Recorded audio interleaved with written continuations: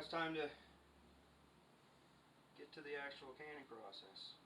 So you want to make sure your rims are good and clean. Give them a wipe. This water is kind of warm.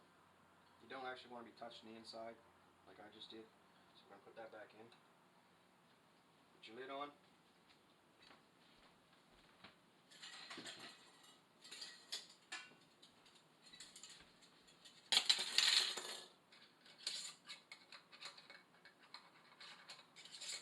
Put your ring on just finger tight.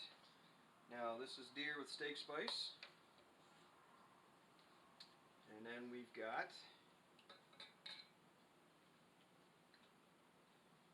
beaver with Cajun spice.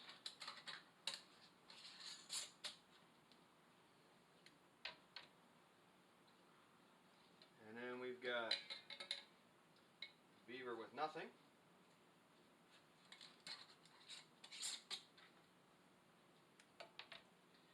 And then we've got beaver with onions and garlic and ginger. I'm going to touch that again.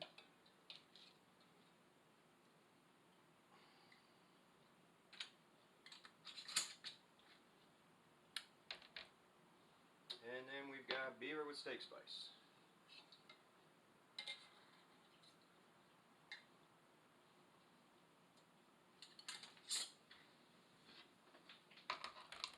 So this is home size canner. You can get all kinds of different kinds of canners. I think I've actually even seen smaller ones than this. But you can get them really big. You can double stack them. Some of them are massive. You know, it all varies. But this is the one we've got. This is the one we're using. And Jason's going to explain from here. So yeah, you got it in the water. You don't need to fill the lids are submerged. What you need is enough water in there so that it doesn't evaporate during the canning process. I tend to have it just below the rim. These ones here are sitting probably 3/4 up the glass. That's fine. Next thing you want to do is you want to go and look at your seal. Probably should do this before you start the whole canning process, because if you are out of seal and you have your meat all ready to go, then that might be a bad thing. You then take a look and shine up to the light, look through your vent.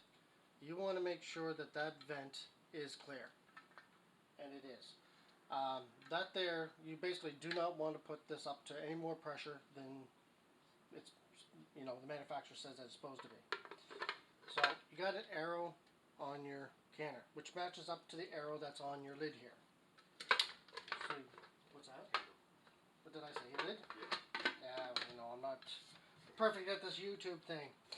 So the arrows are lined up. You then just close it. So now the lid is shut, ready to go.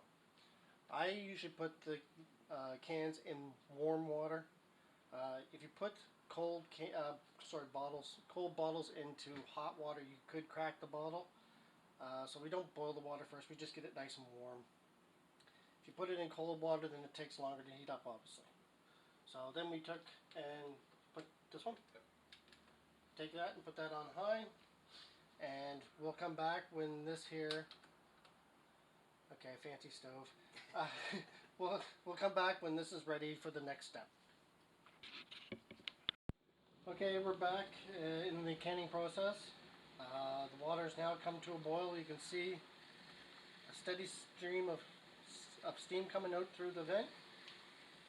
What we want to do now is set a timer for 10 minutes. We want to be able to purge the air, I guess it's the air, out of the compressor or out of the pressure cooker. So we let this steam for 10 minutes. And then once this has been done for 10 minutes, then we'll take the weight and put it over the vent, which then brings the pressure up inside the pressure cooker to 15 psi. We're down at sea level, so that's what we need to use is a 15 psi or 15 pound weight. The you should look at your manufacturer's instructions on your pressure canner for the elevation that you're canning at. The higher elevations will require less weight.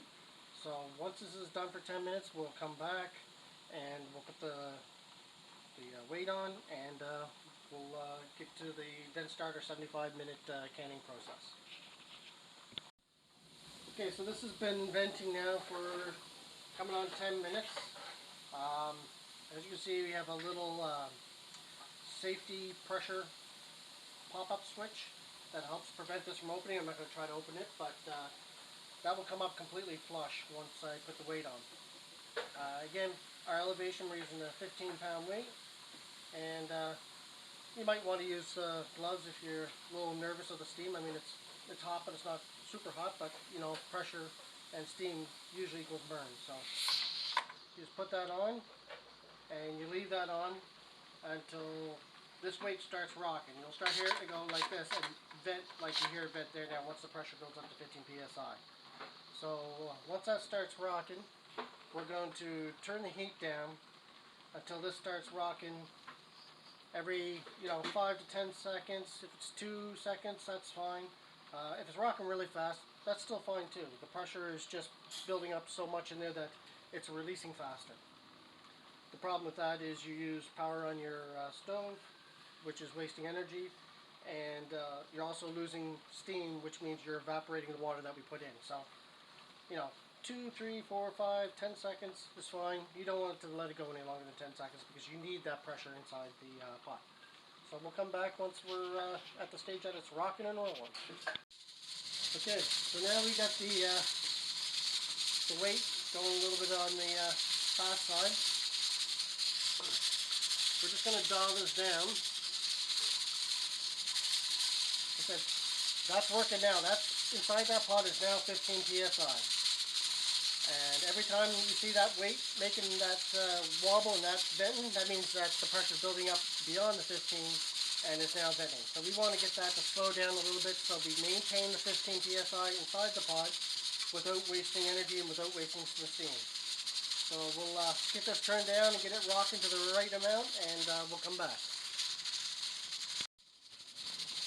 While we're waiting for that, we're going to have some home smoked trout as a snack.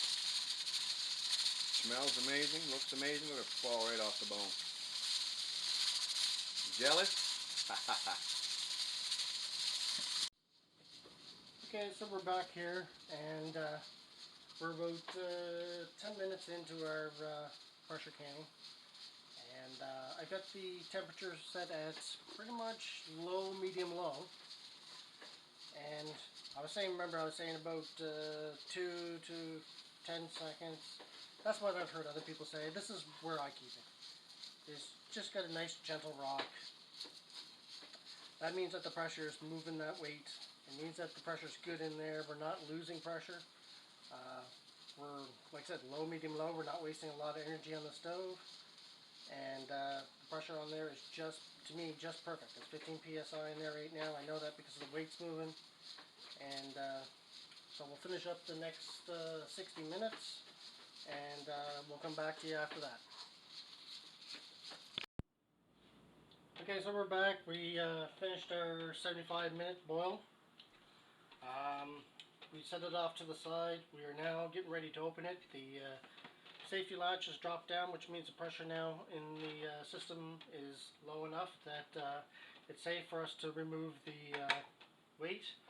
Now, with anything, you want to be careful. Always take and turn the weight away from you and lift it off away from you so that if there was any extra steam, you're not going to burn yourself. Just set off here. So now, nothing's coming out of that vent and it's now safe to open. So you just gently open it, and again, you pop it up. As you see, there is still steam in there, so you pull that away from you.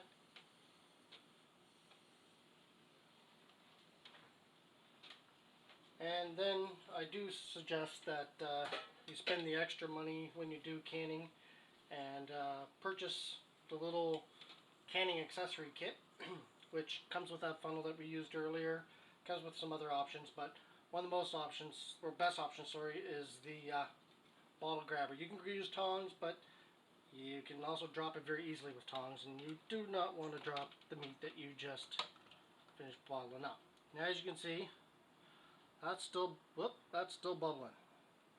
Still cooking. We'll just take that, we'll set it here for now, just to show you.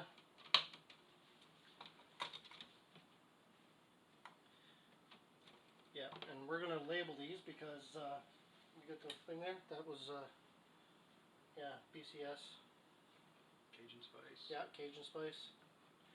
Where we put these in, we created a little map so that we knew what was what, so we know what they're going to taste like when they're done. Not a fancy map, but hey, it works.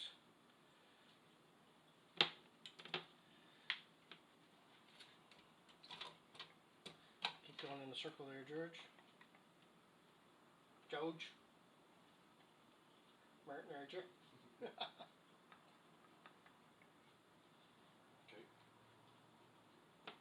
So we'll just keep going in a circle because we just labeled these, and as we're going out.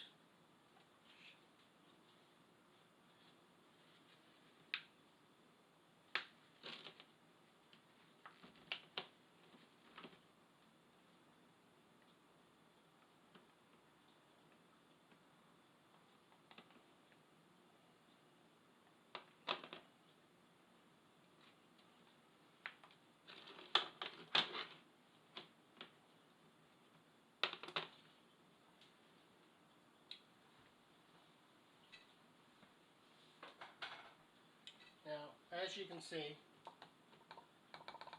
the lids are still springy, which means that The lids on them now have popped down. Yep. And that one there even is still boiling a little bit, but all the lids have dropped, so that's good. They've got a nice seal. We've got our deer spaghetti sauce going. Now I surprised Jason. He was watching me, and I was putting all kinds of vegetables in there. I have onions and mushrooms and cauliflower. But see, you got to remember, it's healthy, and deer are vegetarian, so you got to put the vegetables with the deer. It's the proper thing to do. Anyways, guys, thanks for watching. We're gonna do up another batch, as you see, and then